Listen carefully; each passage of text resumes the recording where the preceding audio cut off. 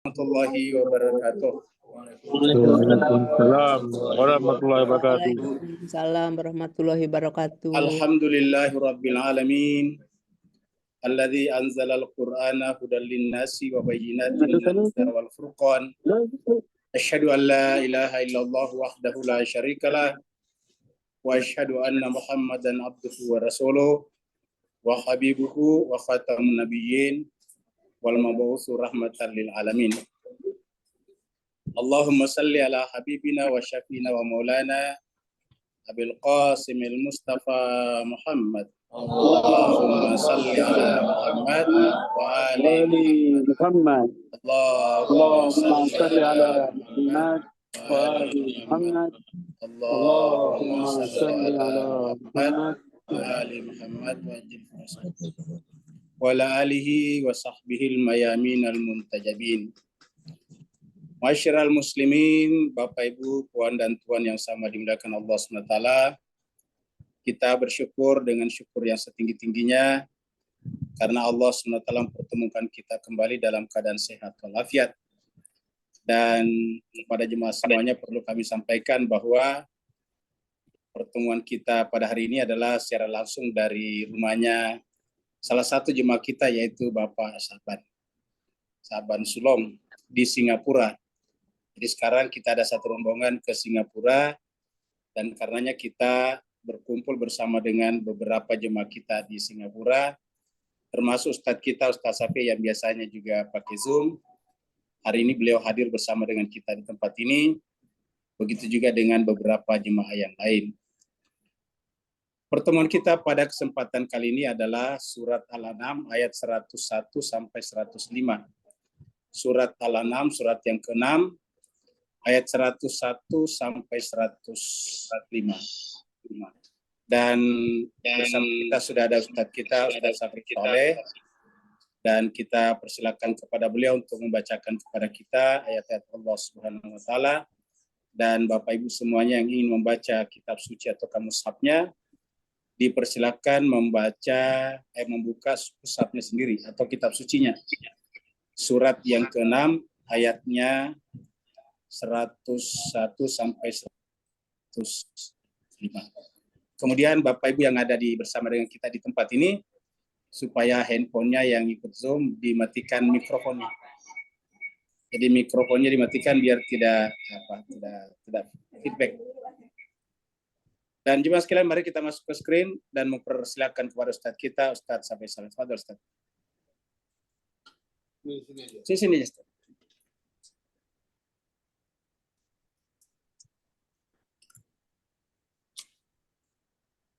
Ala Muhammad wa ali Muhammad sallallahu alaihi wasallam. Allahumma salli ala Muhammad wa ali Muhammad.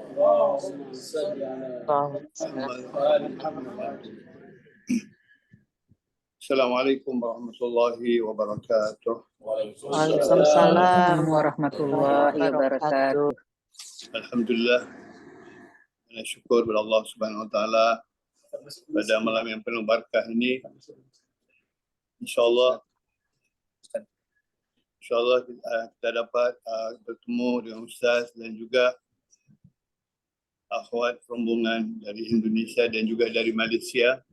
Mudah-mudahan hubungan ini akan senantiasa kita jaga dan pelihara. Semoga mahabbahnya kita bertambah akrab insyaallah. Amin amin Allahumma ya rabbal alamin. Insyaallah ikhwan wa akhwat jami'an, ayo mari kita sama-sama bersama membaca ayat suci Al-Quranul Karim. Mudah-mudahan majlis kita ini akan bertambah rahmah dan barakah insyaallah. Amin Allahumma amin. A'udzu billahi minasy syaithanir rajim. Bismillahirrahmanirrahim. أعوذ بالله من الشيطان الرجيم. بسم الله الرحمن الرحيم. بديع السماوات والأرض 112 ya? أنى يكون له ولد بديع السماوات والأرض أنى يكون له ولد ولد ولم تكن له صاحبة وخلق كل شيء ولد ولم تكن له صاحبة وخلق كل شيء وخلق كل شيء وهو بكل شيء عليم وخلق كل شيء وهو بكل شيء عليم ذلكم الله ربكم لا إله إلا هو ذلكم الله ربكم لا إله إلا خالق كل شيء فاعبدوه خالق كل شيء فاعبدوه وهو على كل شيء وكيل وعلى كل شيء وكيل لا تدركه الأبصار وهو يدرك الأبصار لا تدرك الأبصار وهو يدرك الأبصار وهو اللطيف الخبير وهو اللطيف الخبير قد جاءكم بصائر من ربكم جاءكم بصائر من ربكم فمن أبصر فلنفسه ومن عمي فعليها فمن أبصر فلنفسه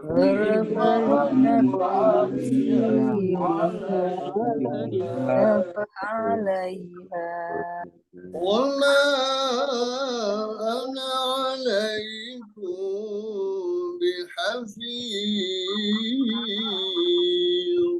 وما أنا عليكم بحفيظ وكذلك نصرف الآيات وليقولوا درست ولنبينه وكذلك نصرف الآيات وليقولوا درست درست ولنبينه لقوم يعلمون ولنبينه لقوم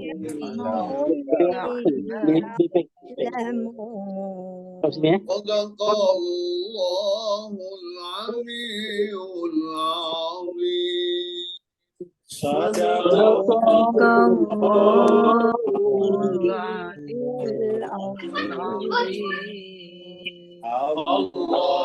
اللهم صل وسلم وزد وبارك على رسول الله وآله الأطهار على رسول الله وآله الأطهار اللهم صل صل على محمد وآل محمد اللهم صل على محمد وآل محمد اللهم صل على محمد آل محمد.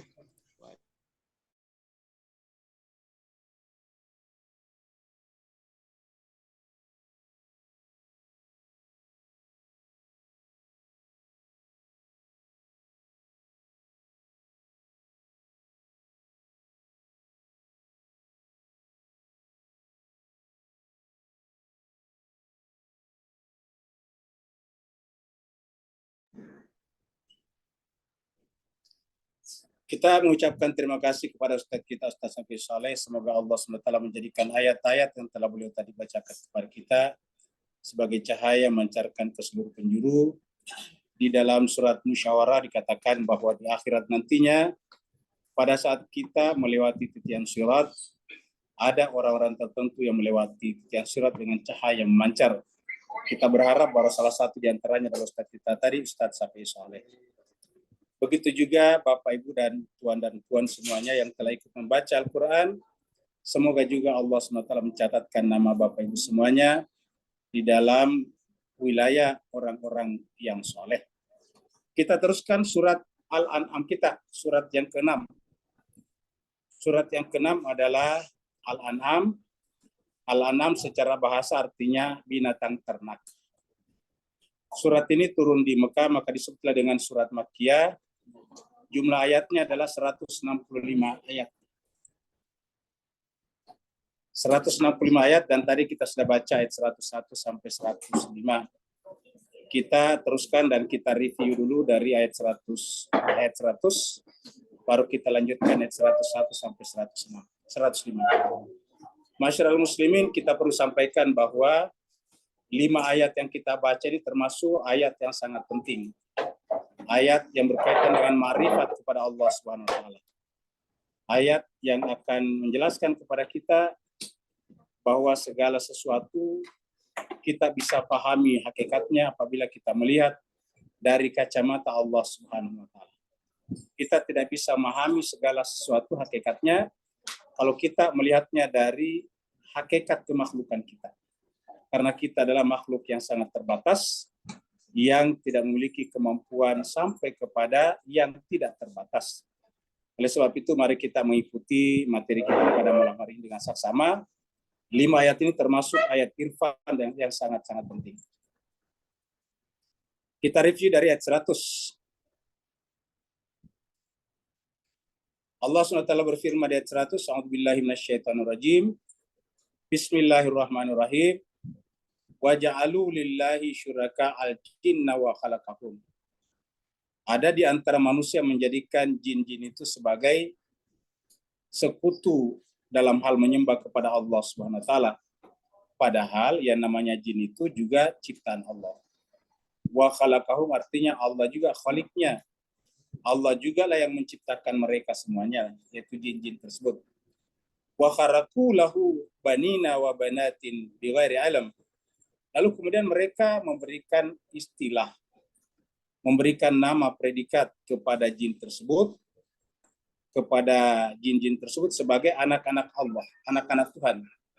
Ada yang menyebut bahwa anak-anak Tuhan itu adalah yang putra, ada juga yang putri, banina wa banatin, bighairi ilm.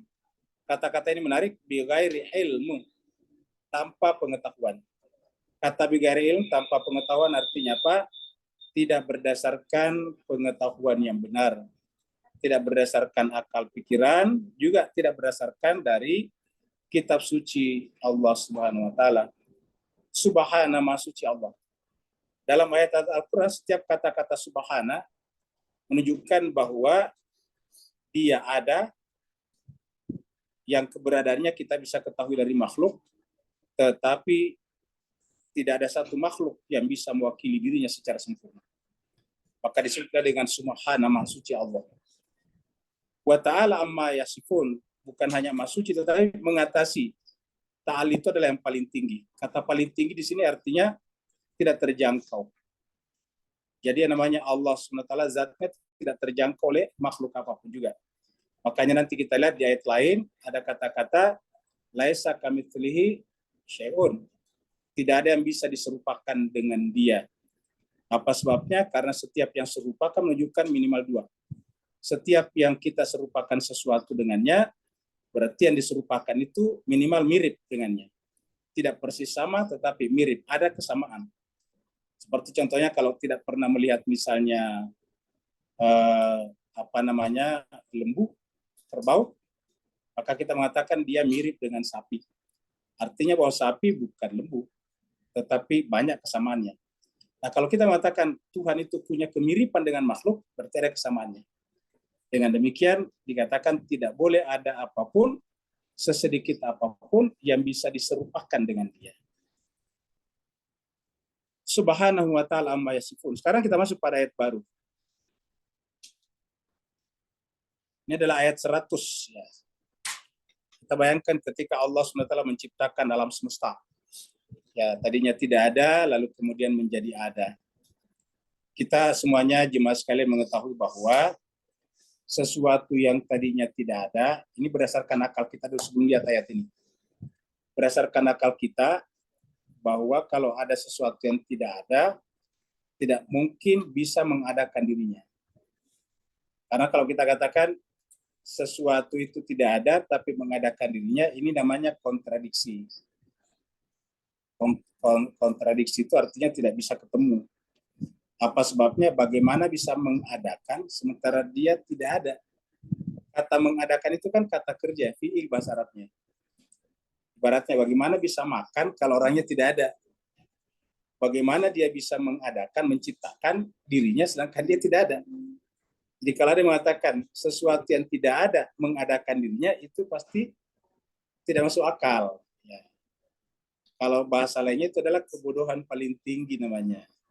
Yang disebut dengan jahal murakab. Karena bagaimana bisa sesuatu yang tidak ada mengadakan dirinya? Ya, tidak mungkin. Jadi kalau ada sesuatu yang tadinya tidak ada, pasti ada pihak lain yang mengadakannya. Dan pihak lain yang mengadakannya itu pasti lebih tinggi statusnya daripada yang diadakan.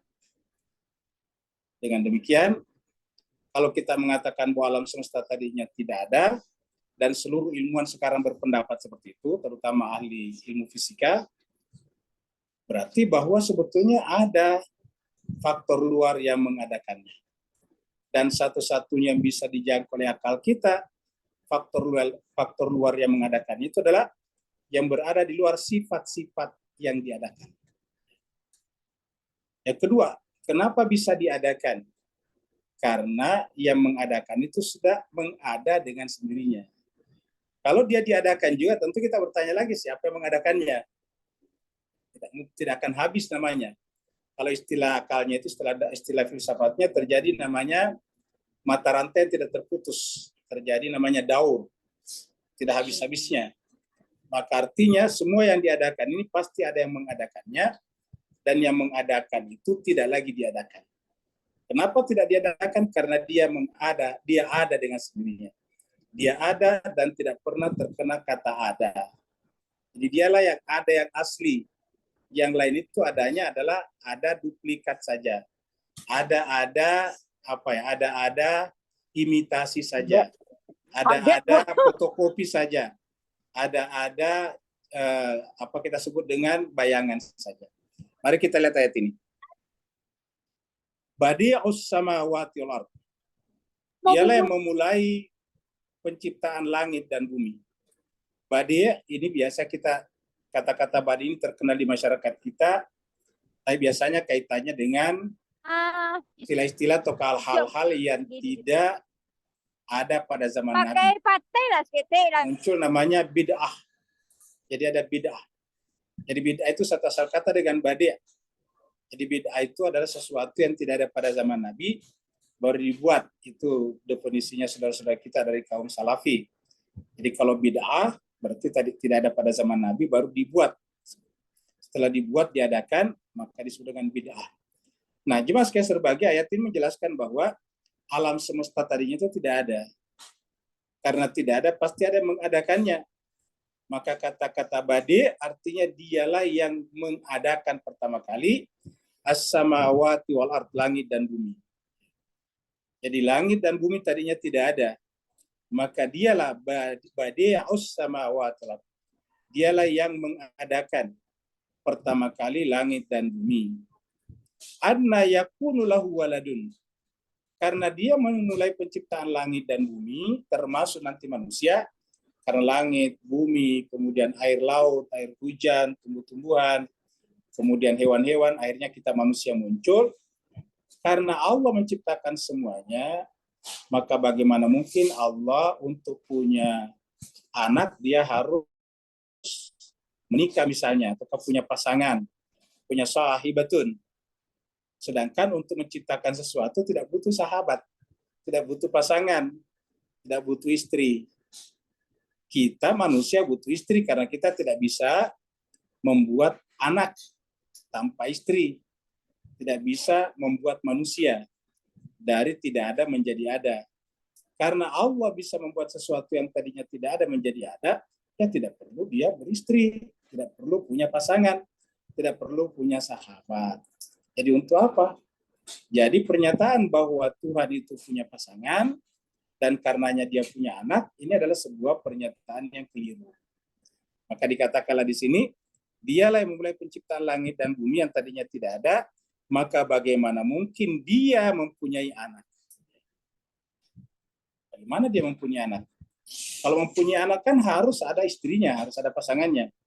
Maka karena anak itu harus ada pasangan, maka walam takun lahu sahibatun.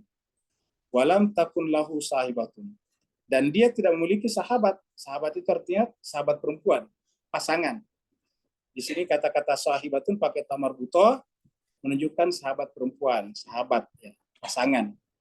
Jadi tidak mungkin Tuhan punya anak. Ya. Karena tidak mungkin punya anak, maka kemudian ya tidak. Istilahnya dia tidak beranak. Jadi segala sesuatu selain dia statusnya bukan anak, tetapi makhluk. Lalu bagaimana dengan Nabi Isa yang tidak punya ayah, punya punya Nabi Isa, Maryam bisa hamil, bisa mengandung dan melahirkan. Jawabannya ialah tadi di atas, bahwa Allah itu kuasa menciptakan sesuatu dari tidak ada menjadi ada. Kalau alam semesta langit dan bumi ini kuasa dia ciptakan dari tidak ada menjadi ada, apalagi kalau cuma satu Nabi Isa. Bukan hanya satu Nabi Isa, bahkan Nabi Adam alaihissalam tadinya tidak ada bapaknya, tidak ada ibunya, dia bisa ciptakan. Ya, kenapa? Karena Tuhan Maha Kuasa. Selama yang melakukan perbuatan itu adalah Tuhan, dia kuasa. Karena sudah ada kata-kata badi'us samawati wal ardh. Jadi sebetulnya passwordnya, kata kuncinya ada di badi'us samawati wal ardh. Langit dan bumi tadinya tidak ada, dia memulai penciptanya dari tidak ada menjadi ada, berarti otomatis dia bisa mengadakan manusia tanpa manusia sebelumnya. Dia bisa mengadakan manusia tanpa manusia sebelumnya. Tidak perlu ada manusia sebelumnya. Ya. Kemudian wa khalaqa kulla syai'in. Bahkan menciptakan segala sesuatu. Jadi segala sesuatu diciptakan. Jadi di sini kita lihat kata-katanya khalaqa. Khalaqa itu adalah fi'il madhi. Pelakunya, fa'ilnya namanya khaliqun. Khaliq. Ya. Maf'ulnya namanya makhluk. Makhluk itu kan wazannya maf'ul kan gitu. Yang diperbuat, yang diciptakan, makhluk namanya. Kita semuanya ini adalah makhluk karena diciptakan. Dia adalah khaliq. Nah, kata-katanya di belakang kullasya, segala sesuatu. Berarti termasuk nabi-nabi, Nabi Isa, Nabi Adam. Kalau Nabi Adam dan Nabi Isa tidak dia ciptakan, berarti ayat ini salah. Kenapa? Karena menggunakan kata-kata kullasya, segala sesuatu. Segala sesuatu ternyata tanpa kecuali. Segala sesuatu dia ciptakan, ya dari tidak ada menjadi ada. Wa huwa bikulli syai'in alim, dan kepada segala sesuatu dia mengetahui. Artinya yang tercipta itu adalah sesuatu yang sudah ada sebelumnya jadi ilmunya. Kita tahu Bapak Ibu jemaah sekalian, yang namanya ilmu itu tidak wujud. Cobalah Bapak Ibu semuanya, tuan-tuan dan puan-puan, pernah tidak ada yang bisa melihat ilmunya? Nggak ada. Pemilik ilmu sendiri tidak pernah melihat ilmunya. Pemilik ilmu tidak pernah melihat ilmunya. Yang bisa kita lihat buku, kitab yang ditulis. Tapi ilmu yang ada di pikiran kita, coba siapa yang pernah lihat? Tidak ada. Tidak ada. Jadi ilmu itu tidak pernah lihat. Kenapa? Karena dia bukan wujud materi namanya. Dia wujud, tapi bukan wujud materi. Jadi wujud itu bermacam-macam. Ada wujud materi, ada wujud non-materi. Ilmu itu termasuk wujud non-materi. Ya, tidak pernah dilihat. Tidak bisa diraba-raba. Tidak bisa kita hitung itu ilmu pengetahuan. Nah, jadi dengan demikian ketika semuanya ini belum ada, menjadi wujud materi, dia hanya menjadi wujud ilmu di sisi Tuhan. Wujud ilmu inilah yang nanti oleh ulama besar Iran yang disebut dengan Mullah Sadra sebut sebagai wujud zihni, wujud mental.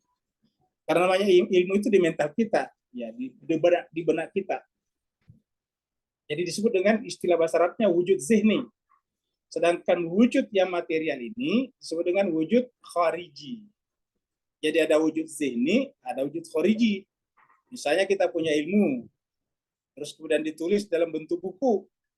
Nah, buku itu adalah namanya wujud kharijinya daripada kita punya ilmu. Nah, dengan demikian, alam semesta ini adalah wujud khariji daripada ilmunya Tuhan. Ketika belum berbentuk alam semesta, belum berbentuk benda-benda, langit dan bumi tadi, hanya menjadi wujud ilmunya Tuhan. Makanya disebutkan di sini wa huwa bikulli syai'in alim. Jadi Bapak Ibu bisa perhatikan di sini ada dua kulli di sini. Pertama di atas wa khalaqa kulla. Kulla dan kulli sama saja, ya. Di sini menjadi bikulli karena ada ba-nya di sini. Bi ini adalah huruf jar namanya, maka dia menjadi ke bawah bikulli. Ayah Anda pasti sudah tahu hukumnya ini, ya. Ya, jadi jemaah sekalian serbagi wa khalaqa kulla syai'in. Dia menciptakan segala sesuatu. Wa huwa bikulli syai'in juga kan gitu. Jadi kata-kata kulla syai' dan kulli syai' di sini sama. Yang di atas ini kulli syai' khalaqa, yang di bawah kulli syai' ilm. Ya. Jadi sebelum menjadi makhluk, dia adalah ilmunya Tuhan. Dia sudah ada dalam ilmunya Tuhan. Karena sudah ada dalam ilmunya Tuhan, maka otomatis semua yang ada ini pasti Tuhan ketahui, benar atau tidak Pak sekalian?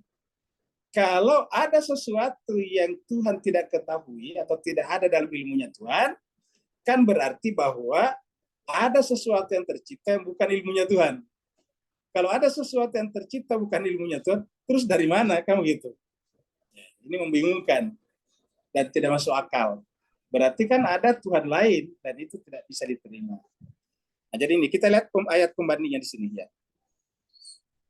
Ini kita lihat ayat surat Al-Jin, ini surat Jin. Surat Jin. Surat Jin itu surat 72. Ayatnya 3, ayat 3. Wa annahu ta'ala jaddu rabbina mattakhadha sahibatan wala ada. Ya. Jadi wa annahu sungguhnya dia Allah ta'ala maha tinggi. Ta'ala itu dari kata ala, maha tinggi.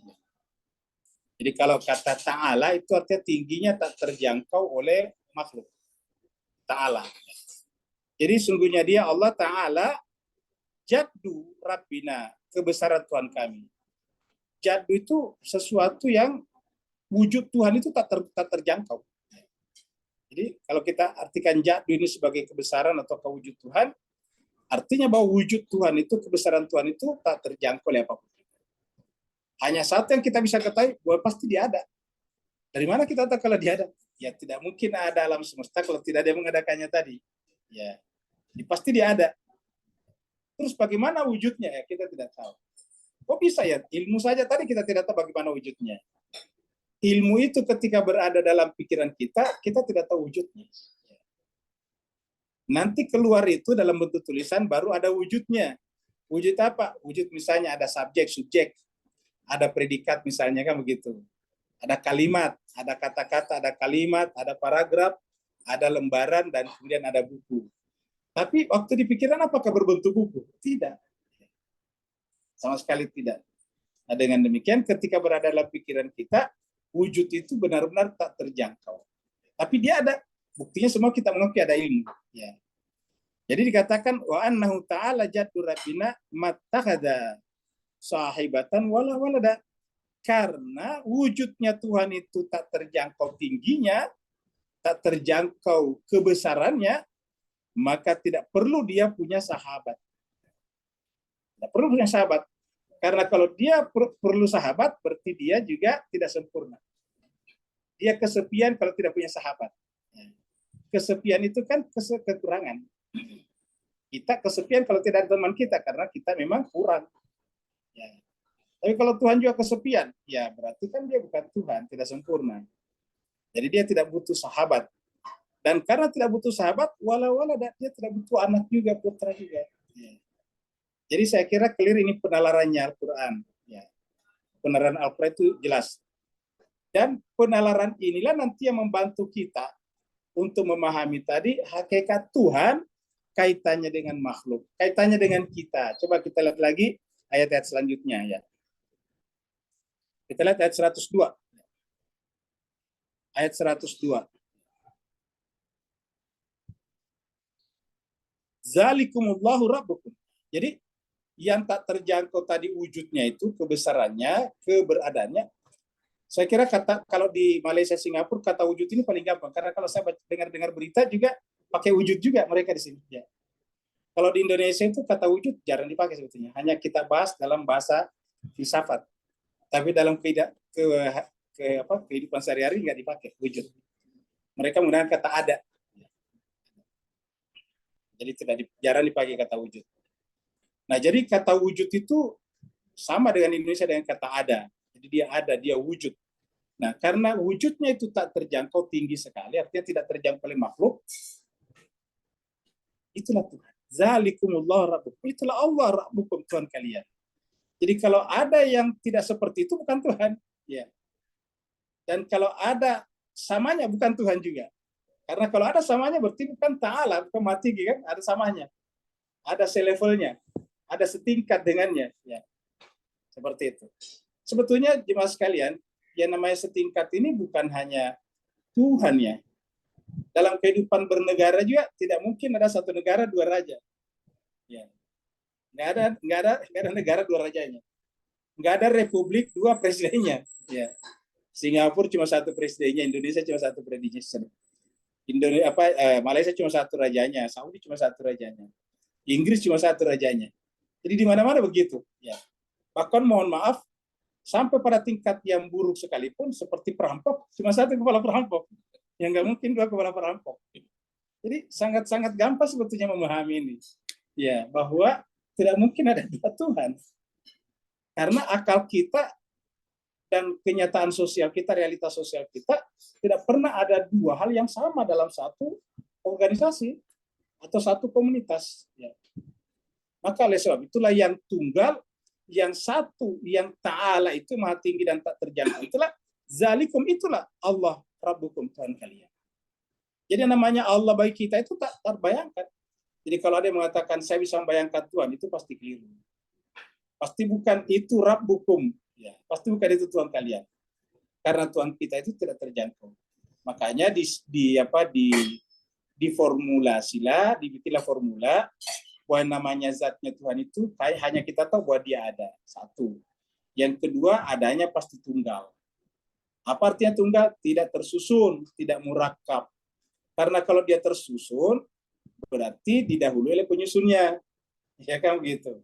Berarti tidak benar wal awalu wal akhiru. Ya, contohnya misalnya kita punya meja ini. Ya, meja ini adalah ada pendahulunya. Ya, apa pendahulunya? Coba sebelum jadi meja ini apa? Ya, ini adalah ini apa? Kaca. Kaca ini duluan ada nih. Kemudian kaca ini kita ubah, kita potong jadi lingkaran seperti bundaran seperti ini. Kemudian ini besi, kalau gitu. Kemudian besinya kita sambung, kita las. Akhirnya kemudian berbentuk seperti dipasang. Nah, kita sebut meja. Jadi karena dia tersusun, meja itu pasti didahului oleh penyusunnya. Kalau zatnya Tuhan juga tersusun, berarti dia didahului oleh penyusunnya, kan gitu sekalian. Maka akal kita mengatakan bahwa Tuhan itu pasti tidak tersusun. Karena dia tidak tersusun, kita ulangi lagi, karena dia tidak tersusun, dia tidak punya bagian-bagian. Kamu gitu akal. Kenapa ini punya bagian-bagian? Ya karena tersusun. Apa bagiannya? Ada kakinya, kamu gitu. Ada alat buat ini, buat nyimpan laptop. Ya. Ada kacanya, karena tersusun namanya. Ya, ada bagian-bagiannya. Karena Tuhan itu adalah tidak tersusun, ya akal mengatakan pasti tidak punya bagian-bagian. Satu. Yang kedua, dia juga bukan bagian.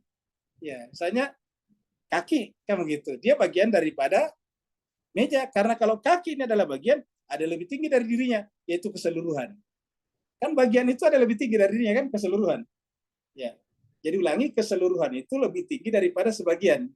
Kalau Tuhan itu adalah bagian daripada yang lain, berarti ada yang lebih tinggi dari Tuhan, yaitu keseluruhan. Ya. Kalau Tuhan itu adalah keseluruhan dan punya bagian-bagian berarti dia tersusun. Saya kira sederhana sih seperti yang penalaran kalau kita renungkan. Jadi Tuhan itu zatnya ada dan tunggal. Wujudnya ada dan tunggal. Inilah masuk akal sebetulnya. Jadi kalau kita katakan Tuhan itu punya putra, punya ini, menjadi membingungkan malah. Jadi Tuhan itu wujudnya tunggal, dan kemudian juga zatnya tunggal. Itulah Tuhan kalian berdasarkan ayat ini. Zalikumullahu rabbukum, itulah Allah Tuhan kalian. La ilaha illahu. Tidak ada lagi ilah selain dia. Jadi, la ilah ini menolak, la tidak ada ilah yang lain manapun kecuali huwa, dia. Jadi kecuali dia. Jadi la ilaha illa huwa, ya. La ilaha illa huwa. Tidak ada ilah selain dia. Tidak ada ilah selain dia. Kata-kata huwa itu tunggal. Ya. Kenapa disebut dia? Ya karena kita membicarakannya. Ya, ketika kita tadi membicarakan Pak Haji Ahmad ketika masih di airport tidak keluar, ya kita sebut dia. Gitu. Dia belum keluar. Pak Bro bilang dia belum keluar. Gitu. Kenapa? Karena kita bicarakan. Gitu. Dia. Ya. Nah begitulah di sini kita bicarakan Tuhan itu tidak ada selain dia. Maka kita sudah dengan dia. Tapi dia ataukah he dalam bahasa Inggris itu pasti tunggal. Ya, pasti tunggal. Ya. Jadi huwa itu adalah tunggal. La ilaha illahu. Tidak ada ilah selain dia. Nah, karena tidak ada selain dia dan dia tadi memulai penciptaan segala-galanya, maka dialah yang pantas disebut dengan khaliqu kulli syai'in. Diulangi tadi yang di atas ayat 101. Ya. Khaliqu kulli syai'in. Dialah pencipta segala sesuatu. Ingat, kata kulisya itu segala sesuatu. Apa saja. Ya, sekecil apapun yang kita bisa bayangkan, dia penciptanya. Tadinya orang mengatakan bahwa yang paling kecil itu adalah atom. Ya. Terus kemudian belakangan ternyata atom juga punya bagian-bagian. Punya elektron, punya proton, punya neutron, dan sebagainya. Punya bagian-bagian lagi ternyata. Nah, apapun yang kita bayangkan, kalau atom tadi ternyata punya bagian-bagian, ada elektronnya, ada protonnya, ada neutronnya, berarti juga Tuhan yang menciptakan neutron, Tuhan menciptakan proton, Tuhan menciptakan elektron. Ya. Mudah-mudahan istilah-istilah ini mirip juga di Malaysia dengan Singapura. Sama ya? Sama. Inggris ya, betul. Cara Inggris betul. Nah, yang menarik Mas Keser Bahagia di dalam bahasa Arab itu kan semuanya berjenis kelamin ya. Dan mirip dengan dalam ilmu pengetahuan fisika ada negatif ada positif. Di dalam fisika kan begitu, ada listrik positif negatif. Dalam biologi ada jantan ada betina. Tapi yang menarik tadi dalam atom tadi itu ada yang tidak bermuatan, tidak punya negatif atau positif. Itulah neutron. Neutron itu kan mirip dengan kata netral. Neutron itu adalah tidak bermuatan. Luar biasa, tidak bermuatan. Jadi kalau proton bermuatan positif, elektron bermuatan negatif. Tapi kalau neutron tidak bermuatan. Ya. Nah, jadi kalau alam semesta ini kita jadikan sebagai satu kesatuan, lalu kemudian intinya adalah Tuhan, Tuhan itu sebetulnya tidak bermuatan. Cuma bahasa Arab harus ada laki dan perempuan, maka kita sebut dengan huwa. Tapi Tuhan itu aslinya tidak berjenis kelamin, gitu. Tidak negatif positif, dia netral. Ya. Dan yang netral inilah sebetulnya yang menyebabkan atom itu bekerja dengan baik. Kalau tidak ada neutronnya tidak bisa. Ya, luar biasa. Nah, jadi oleh sebab itulah la ilaha illahu. Tidak ada ilah selain dia, khaliqu kulli syai'in. Dia menciptakan segala sesuatu, fa'buduhu, maka sembahlah yang itu tadi. Jadi jemaah sekalian berbahagia, kalau begitu kata-kata fa'buduhu di sini, kita lihat ini, nanti benar kalau kita sudah benar memahami Allah. Kalau kita belum benar memahami Allah, sebetulnya ibadah kita pasti tidak benar juga. Maka kata-kata fa'buduhu di sini setelah memahami di atas. Makanya kan ibadah itu setelah ma'rifat kepada Allah dulu. Ya. Ma'rifat kepada Allah dulu baru kita bisa menyembahnya. Karena kalau kita tidak mengenal Allah, coba kalau kita menyembahnya siapa yang kita sembah? Bagaimana kita bisa menyembah Allah sementara kita belum mengenalnya? Ya. Tidak mungkin ada seperti itu. Jadi kalau kita ingin menyembah Allah, ya step pertamanya adalah mengenal dia dulu. Ya. Seperti contohnya kalau kita ingin melamar pekerjaan, kan harus kita makrifat kepada pekerjaan itu, apa pekerjaan itu. Nah, bagaimana kita bisa menyembah, karena namanya nanti bekerja itu kan mengabdi namanya. Bekerja itu kan mengabdi kepada pekerjaan tersebut. Nah, bagaimana kita mengabdi kepada Allah sementara kita tidak kenal dia? Jadi, untuk mengabdi harus mengenal dia. Maka di atas tadi ayat 101, mengenal Allah dulu, baru kemudian fa'buduhu, sembahlah dia. Jadi hu-nya di sini adalah dia huwa di sini, yaitu adalah rabbukum di sini, Allah di sini. Jadi itu juga hu-nya di sini adalah huwa di sini adalah rabbukum itu adalah Allah. Allah itu siapa tadi? Yang tadi subhanahu wa ta'ala, maha suci dia yang maha tinggi tak terjangkau. Jadi sembahlah dia. Jadi ulangi lagi, kita tidak bisa menyembah dengan benar kalau kita tidak mengenal dia juga dengan benar. Jadi harus mengenal dia dengan benar. Dua. Yang ketiga, bagaimana kita bisa mengenal dia dengan benar kalau kita tidak mengenal diri kita yang harusnya mengenal dia. Kalau gitu. Bagaimana kita bisa mengenal dia sementara diri kita yang harus mengenal dia tidak kenal. Makanya yang pertama harus kita kenal adalah diri kita. Dikatakan man arafa nafsahu faqad arafa rabbah. Man arafa nafsahu faqad arafa rabbah. Itulah sebabnya syarat pemenyatuan namanya musyahadah antara makhluk dengan khalik adalah arafah. Arafah. Setelah Arafah, baru kemudian kita menyembelih. Setelah Arafah, baru bisa melempar setan. Karena atas dasar apa kita melempar setan? Kalau kita tidak tahu apa yang setan kerjakan pada diri kita. Iya. Jadi kita lihat tuh, Arafah dulu, baru besoknya kita pergi ke Mina. Apa yang kita lakukan ke Mina? Menyembelih. Tidak. Melempar dulu jumrah Aqabah yang paling besar kan begitu. Setelah melempar jumrah Aqabah, baru kemudian kita menyembelih. Seperti itu. Menyembelih itu artinya apa? Habis. Menyembelih itu artinya meniadakan diri kita. Menyembelih itu artinya menghilangkan diri kita yang ada hanya Allah. Yang ada hanya Allah. Makanya pada saat kita menyembelih itu Tuhan mengingatkan kita bahwa wahai hambaku yang menyembelih, tidak sampai kepadaku darahnya, tidak sampai kepadaku dagingnya. Ya. Lan yanalallaha luhumuha wala dima'uha. Walakin, akan tetapi apa yang sampai kepada Allah? Yanaluhu taqwa minkum. Akan tetapi yang sampai kepada Allah adalah takwanya. Jadi yang sampai kepada Allah takwanya. Yanaluhu taqwa. Yang sampai kepada Allah adalah takwanya. Ya, seperti itu.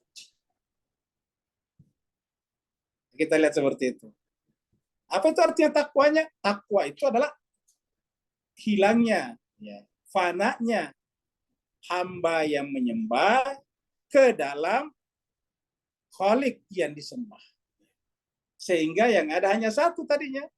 Lalu kemudian ketika kita masuk ke dalam dia, kita bagian. Bukan, tadi kita sudah katakan Tuhan tidak punya bagian-bagian. Kalau kita masuk dan menjadi bagian daripada Tuhan, berarti kita adalah bagian Tuhan. Padahal Tuhan tadi tidak punya bagian. Kalau begitu apa? Ya kita sirna, tidak ada kita memang. Yang ada hanya Allah Subhanahu wa Ta'ala. Itulah makna la ilaha illallah. Maka dikatakan wa huwa ala kulli syai'in qadir. Ulangi lagi. Di sini muncul lagi dua kuli. Sudah dua ayat ini, dua kulinya. Kuli, ini kuli. Ya. Di atas tadi, di ayat 1 juga dua kulinya. Menjelaskan bahwa segala sesuatu tanpa kecuali. Zalikumullah rabbukum la ilaha illahu khaliqu kulli syai'in. Baru kemudian wa huwa ala kulli syai'in wakil. Tadi di atas dikatakan wa huwa ala kulli syai'in alim. Ya, coba kita perbaiki penalaran kita. Jadi Allah telah mengatakan wa huwa ala kulli syai'in alim. Kita sudah paham tadi artinya bahwa semuanya tadinya sebelum ada adalah ilmunya Tuhan. Ilmunya Tuhan. Itu kita sebut tadi dengan wujud zihni, wujud mental. Ya, wujud bukan materi. Wujud mental ada pada dirinya Tuhan. Dan ilmu kita bukan bagian dari Tuhan. Ya, kenapa? Kalau ilmu kita bagian dari Tuhan, kan berarti Tuhan punya bagian. Sementara kita tadi katakan, ya, lalu apa ya? Memang zatnya Tuhan Maha mengetahui seperti itu. Pengetahuan bukan bagian dari Tuhan. Ya. Nah, dengan demikian jemaah sekalian, setelah semuanya tercipta menjadi namanya wujud khariji dan merupakan hasil atau manifestasi daripada wujud ilmunya Tuhan tadi, maka segala sesuatu yang sudah berada di luar,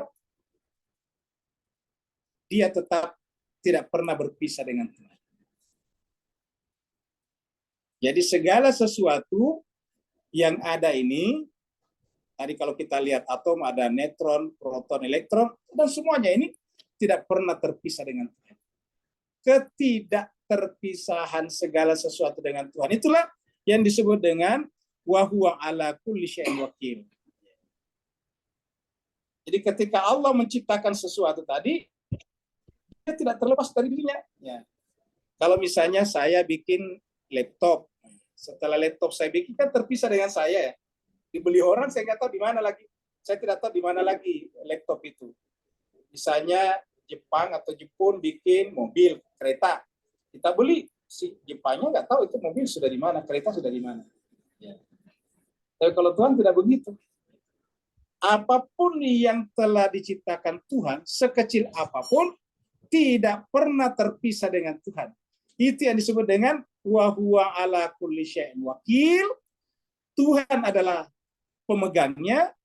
Itu juga yang disebut dengan Allahu Samad.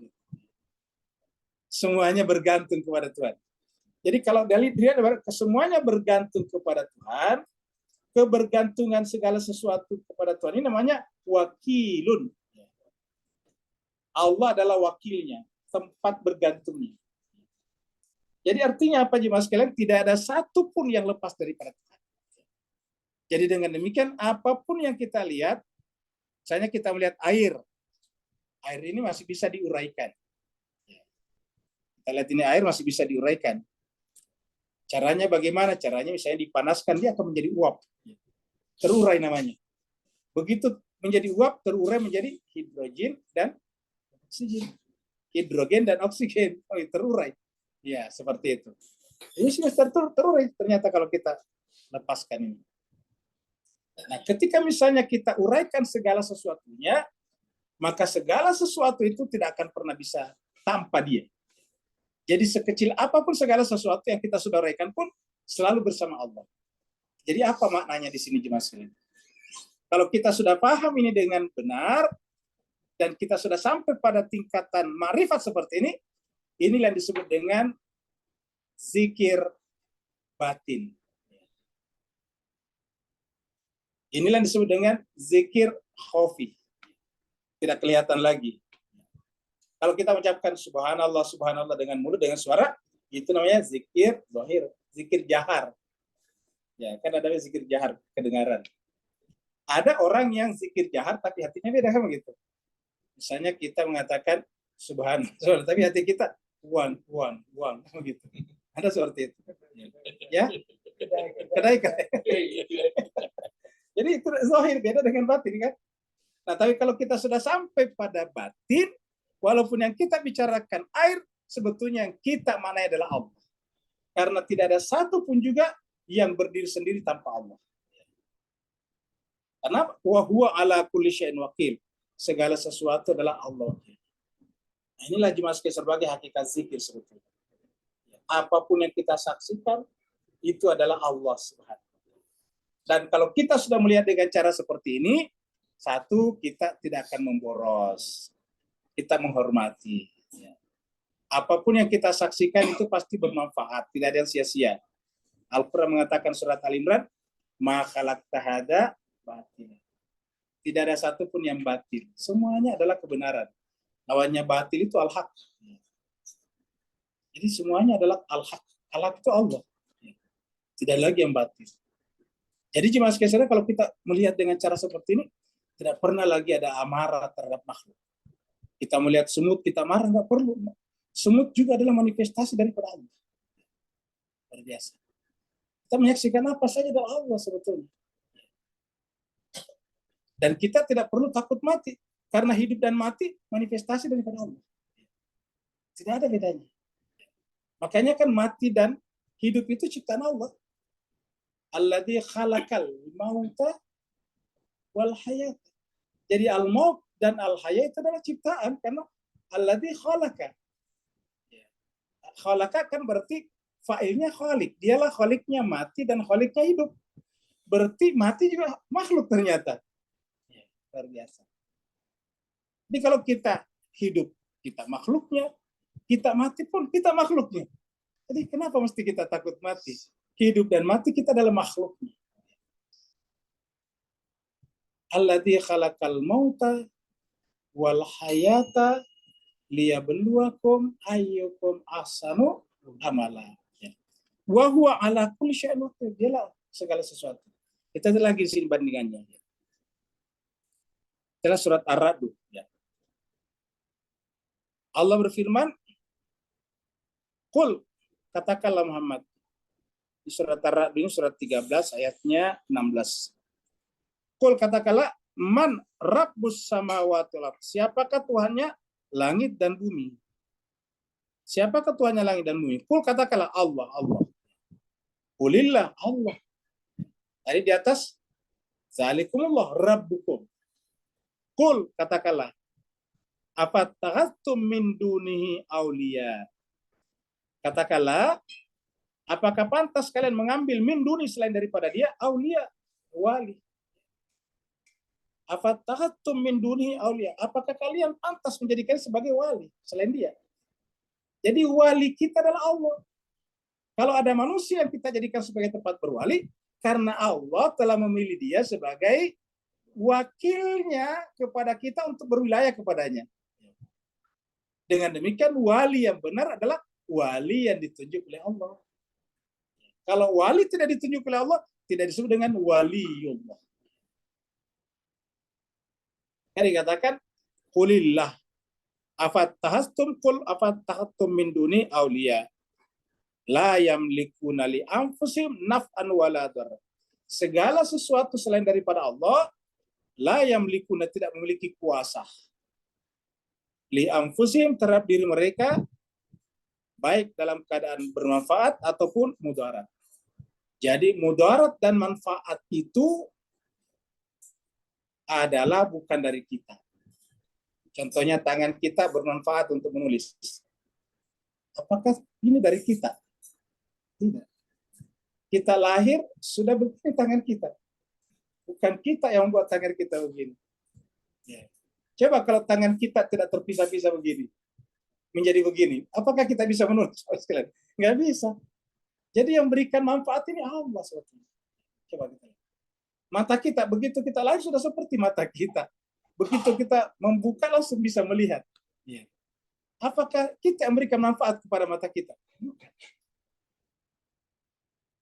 Jadi segala sesuatu yang kita sebut manfaat itu, kan yang namanya manfaat, Mas Ken, sesuatu yang bisa kita gunakan, utility. Apa saja. Misalnya batu bisa dibuat jadi rumah. Manfaat. Itu Tuhan yang berikan sifat seperti itu. Sifat itu tidak diberikan kepada air. Jadi air tidak bisa dibikin rumah. Tapi Tuhan berikan manfaat lain pada air. Yaitu masuk pada tubuh kita. Manfaatnya. Kemudian ada mudaratnya juga. Apa mudaratnya? Kalau kita masuk ke dalam air, tenggelam. Itu mudaratnya. Siapa yang memberikan sifat kita tenggelam di dalamnya? Tuhan juga. Karena kita diciptakan bukan dengan insan. Tahu insan ya? Kayak ikan. Insan. Apa? Insang. Insang. Insan. Kita tidak diciptakan pakai insang. Jadi kalau kita masuk air, ya mati kita. Ya. Kita diciptakan dengan paru-paru. Ya. Begitu juga ikan tidak diciptakan dengan paru-paru. Kalau dia naik ke darat, dia mati juga. Nah, itu mudarat. Jadi bagi ikan, darat itu mudarat baginya. Kita masuk ke dalam air, mudarat bagi kita. Siapa yang menciptakan semuanya ini? Allah. Tidak ada apapun juga. Jadi segala sesuatu selain Allah, bukan dia yang memberikan manfaat dan juga bukan dia yang memberikan mudarat. Qul, katakanlah Muhammad, hal yastawil a'ma wal basir. Kalau ada yang tidak bisa membedakan ini, berarti kata Tuhan itu orang buta. Karena ini kan gampang sebetulnya. Cukup kita mau merenung tafakur sedikit saja, kita bisa membedakan ini. Kata Tuhan, siapa yang tidak bisa membedakan ini, berarti dia adalah buta. Maka Tuhan berkata, Qul, katakanlah Muhammad, hal yastawi, apakah sama al-a'ma orang buta dengan orang yang melihat? Ingat kata-katanya di sini, basir itu melihat. Melihat dengan apa? Melihat dengan fisik dan jiwa. Karena jiwa kita itu bisa mengetahui tadi ilmu sesuatu berdasarkan info dari mata kita. Misalnya kita tahu kalau kita tinggal di rumahnya Pak Saban, itu info dari mata kita. Jadi mata memberikan info, lalu kemudian kita bisa punya pengetahuan tentang itu. Jadi basir itu sebetulnya adalah bukan hanya penglihatan mata, tapi juga penglihatan batin. Ilmu itu adalah penglihatan. Siapa yang tidak punya ilmu berarti dia buta. Ya. Siapa yang tidak punya ilmu berarti dia buta. Siapa yang punya ilmu berarti dia melihat. Maka Allah mengatakan, Qul, katakanlah Muhammad, hal yastawil a'ma wal basir. Apakah sama antara yang buta dengan yang melihat? Ya. Amhal tastawi zulumat wa nur. Atau apakah sama antara zulumat yang gelap wa nur dan cahaya? Apakah sama antara yang gelap dan yang terang? Jadi semua orang bisa mengatakan bahwa gelap itu tidak sama dengan terang. Semua orang bisa mengatakan bahwa buta itu tidak sama dengan melihat. Kalau semua orang bisa melihat seperti itu, berarti sebetulnya hakikatnya semua orang bisa membedakan tadi apakah itu khalik atau makhluk. Semua orang bisa ma'rifat kepada Allah sebetulnya. Lalu kenapa ada orang tidak bisa ma'rifat kepada Allah? Hanya karena tidak menggunakan pikirannya ke situ. Kita lihat saja di sekitar kita sehari-hari. Ada orang yang ahli dalam bidang batu-batuan, namanya ahli geologi. Kenapa? Karena pikirannya difokuskan kepada batu-batuan. Gitu. Ada orang yang ahli dalam bidang ikan. Kenapa? Karena pikirannya difokuskan ke situ. Gitu. Jadi pikiran kita luar biasa sebetulnya. Ada orang yang sangat pintar dalam menghitung uang, namanya akuntan. Kenapa? Karena memang diarahkan pikirannya ke situ. Jadi pikirannya kemana saja diarahkan pasti bisa. Nah, kalau pikiran kita bisa arahkan kepada angka-angka, bilangan-bilangan, lahirlah akuntan.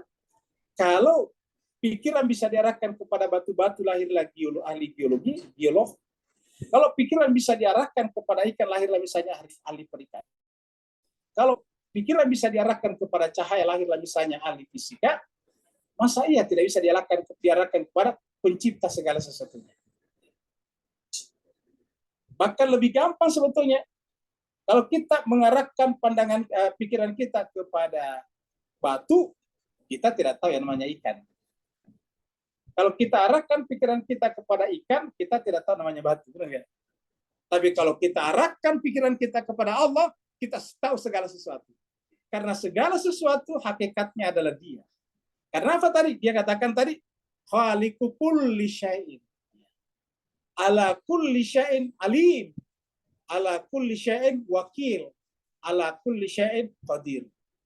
Jadi kalau kita sampai kepada Allah, maka kemudian kita mengetahui hakikat segala sesuatu, dan inilah yang menyebabkan seluruh para nabi adalah menjadi insan yang paling pintar.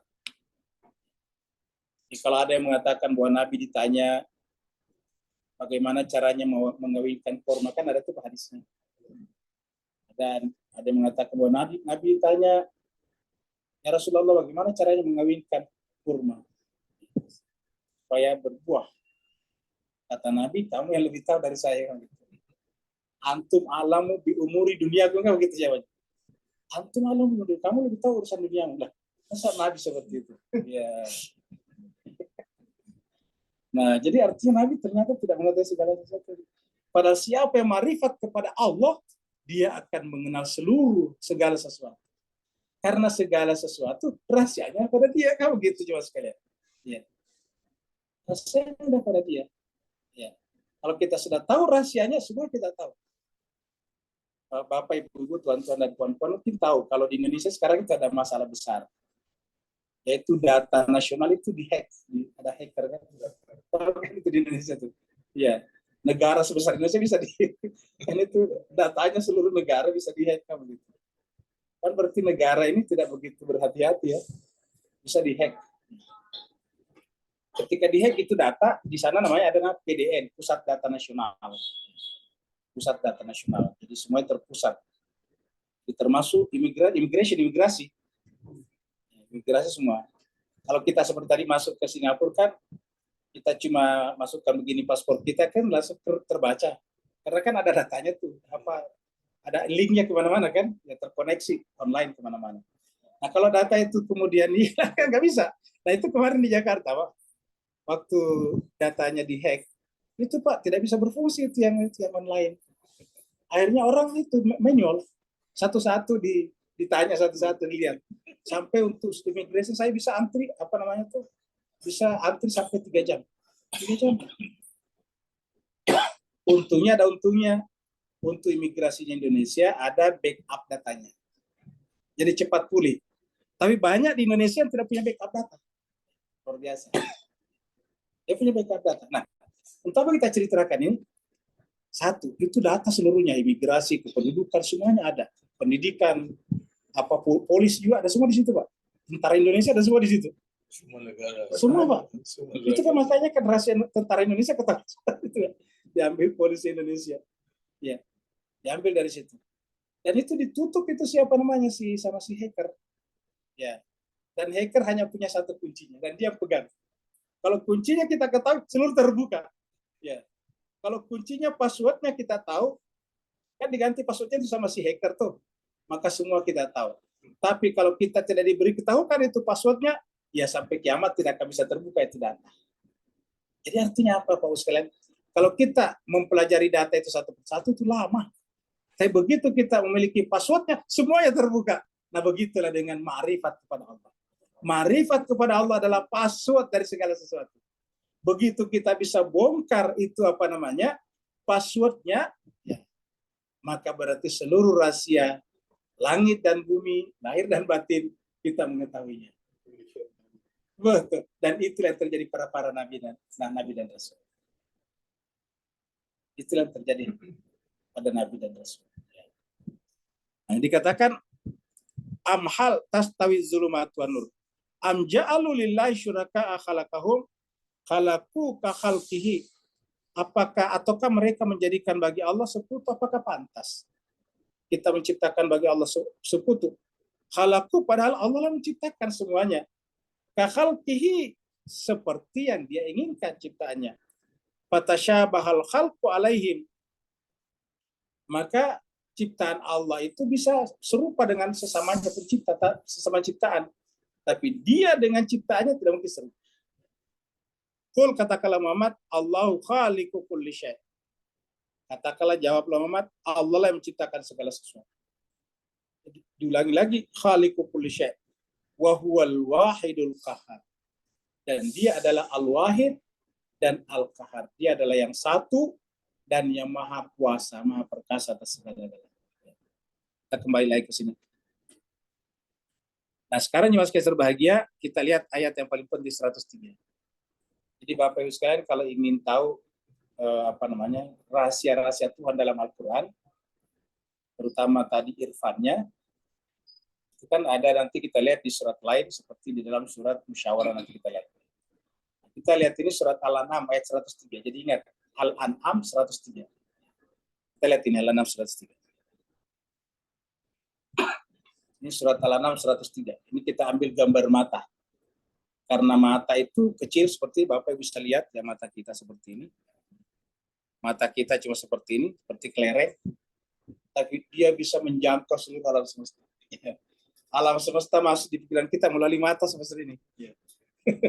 Kalau kita lihat bagaimana bisa ya, mata seperti ini bisa masuk seluruh alam semesta. Luar biasa. Coba kita lihat ayat berikutnya.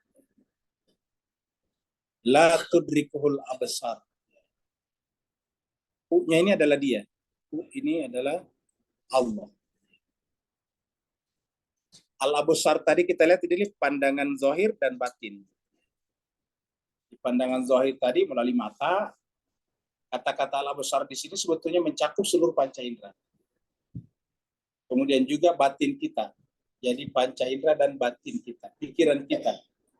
Allah mengatakan dia Allah tidak bisa dijangkau oleh alat-alat, tools pengetahuan manusia. Baik yang fisikal ataupun yang mental, ataupun yang jiwa. Tidak bisa dijangkau. Kenapa tadi? Ta'ala, kan begitu tinggi. Jadi tidak terjangkau. Jadi tidak ada mengetahui misteri zatnya. Yang kita tahu tadi bukan hakikat zatnya. Kita tahu adalah dia pasti ada karena dia mengadakan sesuatu. Yang kedua pasti dia tidak tersusun, tunggal. Cuma itu saja kita tahu. Jadi yang akal kita tahu itu adalah dia pasti ada. Yang kedua zatnya pasti tunggal. Tapi bagaimana hakikat zatnya kita tidak tahu. Kita tidak bisa sampai di sana. Akal kita mengatakan itu karena tadi mengatakan ya dia ada karena semuanya ini ada juga. Dan tidak ada yang tadinya tidak ada yang bisa mengadakan dirinya. Kecuali diadakan oleh yang maha ada. Ketika dia ada. Yang kedua, adanya zatnya dia tidak boleh tersusun. Karena kalau dia tersusun, maka didahului oleh penyusunnya. Oleh penyusunnya. Artinya apa? Zatnya Tuhan tidak boleh punya bagian-bagian. Kan penyusun itu bagian-bagian. Ketika kita tadi menyebut ini meja, kan ini kakinya bagian namanya. Jadi Tuhan tidak boleh punya bagian-bagian. Yang kedua, Tuhan juga bukan bagian. Ingat, Tuhan itu tidak boleh punya bagian-bagian. Tetapi dia juga bukan bagian. Karena kalau dia bagian, berarti ada lebih tinggi dari dirinya, yaitu keseluruhan. Karena namanya Pak, keseluruhan lebih tinggi daripada bagian. Gitu. Jadi tidak mungkin. Lalu apa kata pikiran kita? Ya dia cuma tunggal, murni. Ini yang disebut dengan hakikat tauhid. Tidak boleh ada campurannya, sesedikit apapun juga. Nah, di sini katakan karena dia tunggal, dia murni, maka tidak bisa dijangkau oleh alat-alat pengetahuan manusia. La tudrikuhul absar. Dia tidak mungkin dijangkau oleh al-absar, alat-alat ilmu pengetahuan manusia. Tidak mungkin dijangkau oleh al-absar. Wa huwa yudrikul absar. tetapi dia menjangkau al-absar. Ulangi lagi, al-absar kita, entah itu mata, telinga, apapun juga, bayangan kita atau pikiran kita, benak kita, imajinasi kita tidak bisa menjangkau dia. Jadi kalau ada yang mengatakan saya bisa membayangkan Tuhan, itu bohong. Tidak bisa. Tidak ada yang bisa membayangkan Tuhan. Tuhan tak terbayangkan, Tuhan tak terpikirkan, pokoknya Tuhan tidak bisa. Tetapi dia bisa menjangkau pikiran kita. Dia bisa menjangkau absar kita. Coba kita lihat ini. Ayat ini pendek Pak, tapi luar biasa. La tudrikuhul absar. Al-absar tidak mampu menjangkau dia. Tetapi huwa itu dia. Huwa ini adalah dia tadi. Wa huwa yudrikul absar. Tetapi dia menjangkau pikiran kita. Dia menjangkau pengetahuan kita. Dia menjangkau bahkan benak kita. Sebelum kita ucapkan, ketika ada dalam benak, dia sudah tahu. Makanya kita tidak boleh bersangka buruk kepada orang. Kenapa? Ya karena dia Tuhan tahu. Ya. Bagi kita kalau bersangka buruk kan cuma kita yang tahu. Tapi berdasarkan ayat ini, Tuhan tahu. Itulah sebabnya Nabi disebut suci. Kenapa? Karena tidak pernah berbicara kotor di luar kepada orang lain, dan pikirannya pun, jiwanya pun tidak pernah berpikir kotor. Luar biasa. Bersih. Tidak pernah. La tudrikul absar wa huwa yudrikul absar. Dia tidak absar kita tidak mampu menjangkau dia, tapi dia menjangkau absar kita ini. Wa huwa yudrikul absar. Wa huwa latiful khabir. Dan dia adalah al-latif, maha halus ya. Dan khabir, maha mengetahui. Kenapa disebut maha halus? Karena tadi tidak terjangkau dengan apapun juga. Yang namanya halus itu tidak bisa dijangkau oleh apapun juga. Halus, sedemikian halusnya. Tetapi ingat, justru satu, semakin halus sesuatu, semakin powerful. Satu. Yang kedua, semua yang besar ini tersusun dari yang paling halus. Iya. Contohnya misalnya, kalau kita lempar orang dengan batu, belum tentu mati satu orang. Tapi kalau kita meledakkan bom atom, ratusan ribu Pak. Itu tahun 45 di Jepang. Jepun di tahun 45, Hiroshima dan Nagasaki, detik pertama meletup itu bom, 125.000 orang meninggal Pak. Padahal kecil, atom itu kecil sekali Pak. Coba kalau dia jatuhkan batu dari atas, palingnya meninggal satu orang Pak, kena kepalanya coba. Ya, logik. Jadi semakin halus, semakin powerful. Luar biasa. Itu Pak tahun 45, bagaimana kalau bom tahun sekarang? Luar biasa. Jadi semakin halus sesuatu semakin powerful. Semakin halus sesuatu semakin merupakan susunan yang paling kecil. Dari sanalah semuanya muncul. Tidak ada rumah sebesar ini kalau tidak ada atom. Dan tidak ada atom kalau tidak ada bagian-bagian atom yang kecil. Bahkan kata para ahli fisika, ada lagi yang lebih kecil daripada atom, daripada proton, neutron, dan proton. Yaitu namanya quark. Ada istilah quark. Jadi itu ada lagi tuh, lebih kecil lagi. Ya. Nah, jadi dengan demikian, semakin halus, semakin hakikat segala sesuatu. Maka ayat ini mengatakan, wa huwal latiful khabir. Wa huwal latiful khabir. Jadi sebetulnya Pak sekalian kalau kita lihat kita ini kan kasar sebetulnya Pak. Kalau kita ini dihaluskan, itu sebetulnya cuma lebih kecil daripada kelereng. Kalau kita ini diperas, itu sarinya. Iya. Mana buktinya misalnya? Cobalah Bapak Ibu sekalian pergi lihat orang Buddha yang dikremasi Pak, yang dibakar.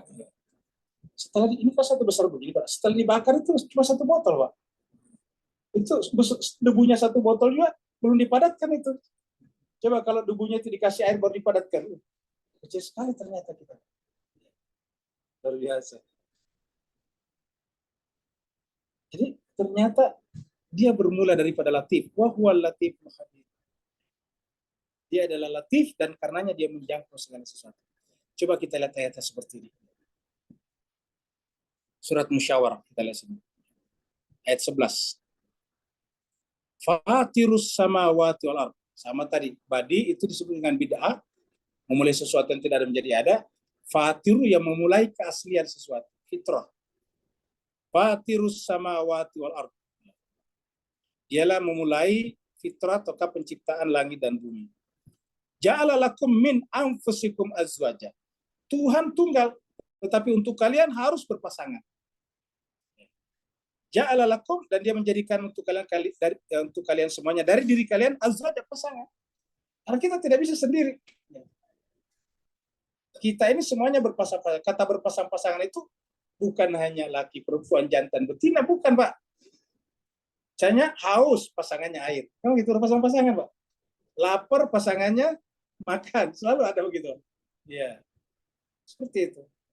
Sakit, pasangannya obat. Selalu berpasang-pasangan dalam kehidupan ini. Mata, pasangannya cahaya. Kan gitu. Semua ada pasangan-pasangannya. Tidak ada yang bisa beri sendiri. Tidak ada yang bisa memenuhi dirinya sendiri. Mata tidak bisa memenuhi penglihatannya sendiri tanpa cahaya. Tidak bisa. Perut tidak bisa memenuhi kebutuhannya sendiri untuk kenyang dengan sendirinya. Tidak bisa. Tubuh kita tidak bisa hilang hausnya tanpa minum air. Tidak ada yang bisa. Selalu butuh kepada selain dirinya. Berpasangan itu maksudnya. Maka Allah mengatakan fatirus samawati wal ardh. Ja'ala lakum min anfusikum azwaja. Dia menjadikan untuk kalian dari diri kalian sendiri azwaj, pasangan kalian. Kata-kata min anfusikum itu sesama makhluk, bukan dari Tuhan. Jadi tidak ada di antara kita manusia yang pantas jadi pasangan Tuhan. Kita sesama manusia berpasangan, makhluk berpasangan dengan makhluk. Jadi wa minal an'ami azwaj, begitu ya, hewan-hewan ternak berpasang-pasangan. Yazra'ukum fihi, dialah yang membuat kalian kemudian berkembang biak di muka bumi ini. Baru kemudian ingat, dia yang tidak berpasangan membuat kita semuanya berpasang-pasangan. Dia tidak berpasangan. Kita diadakan, dia mengadakan. Siapakah dia itu? Tidak bisa disamakan dengan apapun juga. Karena kalau kita samakan dengan apapun, berarti dia berpasangan juga. Maka dikatakan, laisa kamitsli syai'un. Inilah dua ayat yang sangat penting berkaitan dengan ma'rifat kepada Allah. Surat Al-An'am 103 dan surat Musyawarah ayat 11. Sepotong yang terkenal ini dalam ilmu tasawuf. Laisa kamitsli syai'un. Bahkan kalau para ahli irfan, ahli tasawuf menjelaskan, kata para ahli bahasa Arab, katanya dalam kamitsli di sini ada dua. Di sini sebetulnya kata serupa. Kita lihat di sini. Kita lihat di sini. Nah, jadi di sini ada kata ka.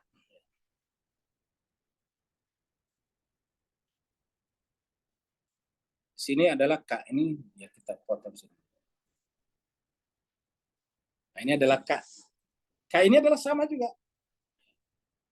Ka itu sama. Di ka itu sama juga. Ya. Kemudian misal juga sama ini. Misal.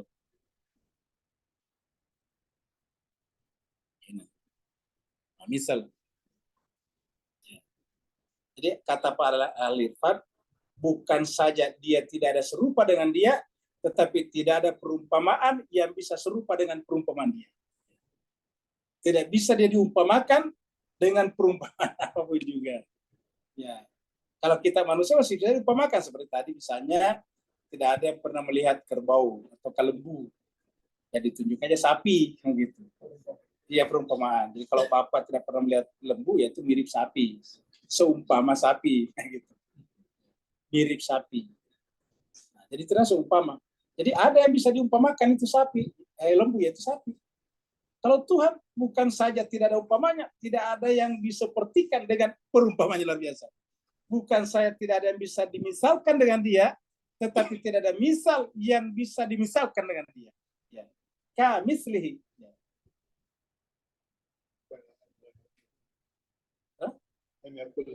Betul. Lam yakun lahu kufuwan ahad. Tidak ada yang setara dengan dia. Tidak bisa. Jadi ayat ini juga menarik. Lam yakun lahu kufuwan. Kufuwan itu sama mirip dengan misal juga. Tidak ada yang serupa dengan dia. Jadi lagi-lagi kalau ada yang mengatakan bahwa saya bisa membayangkan Tuhan, itu pasti keliru, berbohong.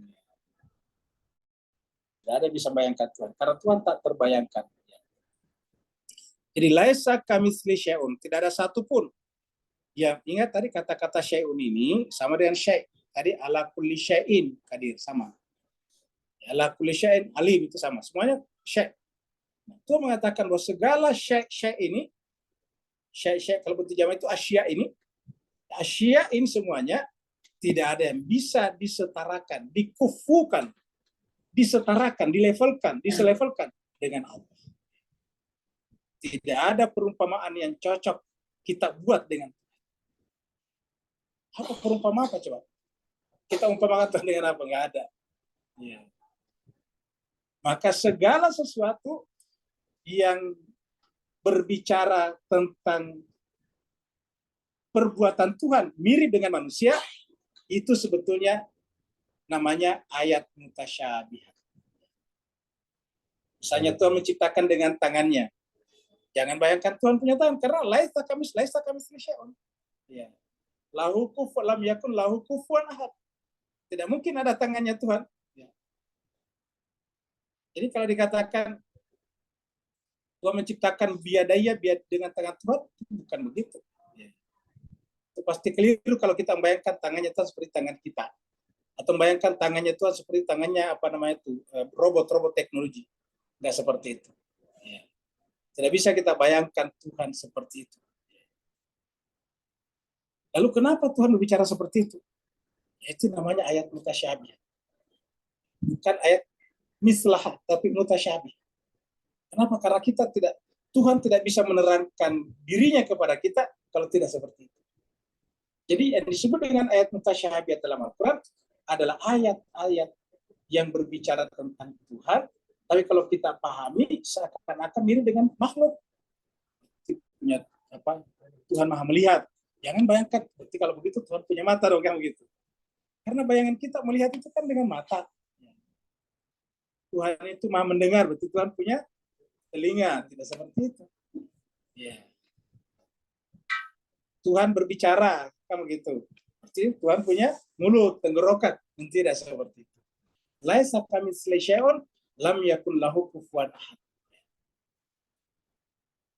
Inilah semuanya ayat-ayat dengan ayat mutasyabih.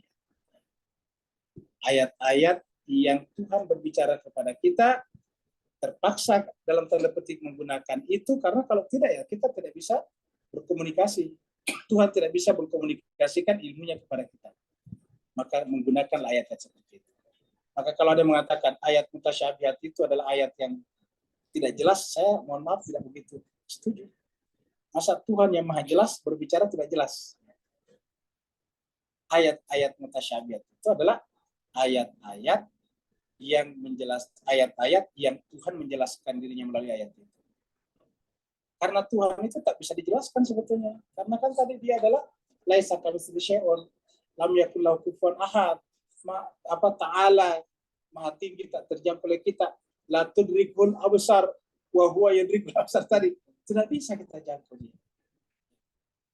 Jadi kalau ada yang mengatakan, dan itu banyak ditafsir Pak, ayat mutasyabihat, ayat-ayat Tuhan tidak jelas loh. Masa Tuhan berbicara tidak jelas? Ayat mutasyabihat itu ayat bikin perumpamaan. Ya seperti itu. Ayat yang bisa dijangkau oleh panca indera, yang bisa kita lihat namanya muhkamat. Gitu. Muhkamat, ya langsung bisa kita lihat hukumnya. Kita sholat, ada gerakannya, bisa ketahui itu muhkamat namanya. Nah, jadi kita teruskan, jadi kita kembali ke 103. La tudrikul absar wa huwa yudrikul absar wa huwa latiful khabir. Berikutnya lagi. Nah, kemudian Tuhan mengatakan Al-Quran itu adalah al-absarnya yang Tuhan berikan kepada kita. Kan kita tidak sanggup. Tuhan, tapi saya merindu kepada kamu. Saya ingin ma'rifat kepadamu, terus bagaimana saya Tuhan, kan begitu. Dengan segala macam keterbatasan saya sebagai manusia, sebagai makhluk. Maka Tuhan berikan kepada kita Al-Quran, itulah basirah. Seperti mana kita lihat di gambar itu di atas, yang namanya virus itu virus, tidak bisa kita lihat. Yang namanya bakteri kan tidak bisa kita lihat. Tetapi dengan pakai alat, mikroskop, bisa kita lihat itu.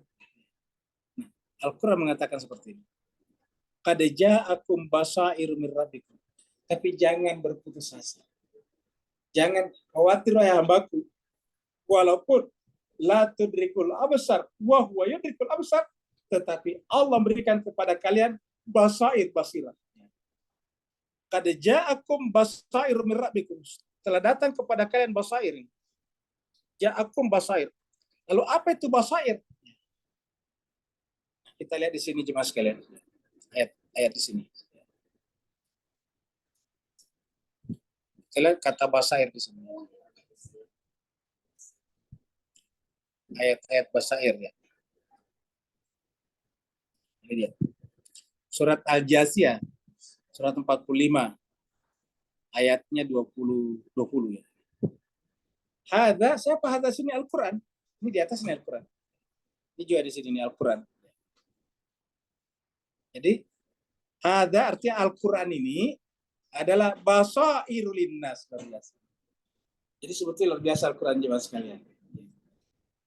Jadi makanya kita tidak pernah bisa memahami hakikat segala sesuatu, termasuk hakikat bermasyarakat, hakikat sesama manusia, kalau kita tidak pakai Al-Quran. Karena katakan di sini, la tudrikul absar wa huwa yudrikul absar, qad ja'akum basairun. Nah, ini saya katakan apa itu basair? Hadza Al-Quran ini adalah basair linnas. Al-Quran ini adalah basair, alat penglihatan, mikroskop bagi manusia untuk makrifat kepada Allah. Al-Quran ini adalah mikroskop. Dan karenanya berfungsi sebagai wahudan wa rahmatun liqaumi yuqinun. Tapi ingat, sudah sampai pada tingkat yakin. Jadi jemaah sekalian berbahagia yang sangat menarik. Masih banyak sebetulnya ayat-ayat yang bisa kita lihat, tapi kita singkat karena waktu kita sudah sangat masif. Qad ja'akum basair, sama tadi, basairu min rabbikum.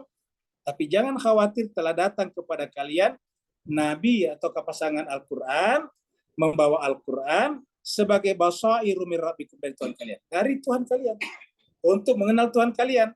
Faman absara, maka siapa yang menggunakan Al-Quran untuk melihat dia, maka ternyata siapa yang kita lihat? Ternyata diri kita. Fali nafsihi. Jadi kalau kita melihat diri kita, melihat Allah. Melihat Allah, melihat diri kita. Jadi, faman absara fali nafsi, waman amya, tapi siapa yang membutakan dirinya. Itu yang kita sebut tadi, tidak mau tafakur, tidak menung, tidak mau belajar. Siapapun orangnya yang mau mengaku sebagai ABCD, selama dia tidak mau menggunakan Al-Quran, maka dia amya fa'alaiha. Maka dia membutakan dirinya, dan ujung-ujungnya yang rugi adalah dirinya sendiri juga. Jadi buta atau tidak buta di sini kaitannya dengan basair tadi. Basair, yaitu Al-Quran. Hadza basair linnas. Jadi siapa yang menggunakan Al-Quran, maka dia melihat. Siapa yang tidak menggunakan Al-Quran, maka dia adalah buta. Wa ma ana alaikum bihafiz, dan saya nanti kata Tuhan di akhirat, ini maaf kata Nabi di akhirat melalui ayat ini, ma'ana, saya tidak akan menjadi hafiz, Nabi Muhammad. Saya tidak akan menjadi pemberi syafaat kepada kalian. Ma'ana alaikum bihafiz. Kita pindah lagi ayat terakhir. Sudah jelas sekali Al-Qurannya. Wa kadzalika, maka begitulah. Nusarriful ayat, kami menjelaskan ayat-ayat. Artinya ayat menjelaskan ayat lain. Itu namanya nusarriful ayat. Begitulah kami menjelaskan ayat-ayat, waliyaqulu, supaya mereka mengatakan darasta kaum Muhammad mempelajarinya. Padahal Nabi tidak pernah belajar. Nabi mendapatkan itu langsung dari Allah dalam bentuk bisikan rohani yang disebut dengan wahyu. Walinubayyinahu, dan agar kami, kata Tuhan, menjelaskannya liqaumin, kepada kaum ya'lamun, yang mengetahui. Liqaumin ya'lamun, kepada kaum yang mengetahui. Lagi-lagi ya'lamun di sini. Nah, jemaah sekalian, mudah-mudahan ayat-ayat yang kita baca ini bisa menjelaskan kepada kita bahwa benar-benar kalau kita menggunakan Al-Quran dengan sungguh-sungguh, kita ma'rifat kepada Allah. Jadi kalau ada ingin mengetahui atau ma'rifat kepada Allah, Al-Quran yang pertama. Buku irfan itu nomor 2. Nomor 1 adalah Al-Quran. Kalau kita ingin mengetahui hakikat segala sesuatu, buku filsafat itu nomor 2. Yang pertama adalah Al-Quran. Jadi kalau kita paham Al-Quran dengan sungguh-sungguh, kita paham segala-galanya. Cuma saja itu tadi, kalau kita bertanya, kenapa umat Islam? Ya itu tadi, tidak kepada Al-Quran. Mudah-mudahan ada manfaatnya. Kalau ada benarnya dari Allah Subhanahu wa taala, kalau ada kekhilafan dan kekurangannya dari kekurangan Al-Fakir sendiri, mohon dimaafkan. Yang mau bertanya dipersilakan. Kita berikan kesempatan pertama dulu yang ada di online sana sebelum kita persilakan kepada yang offline.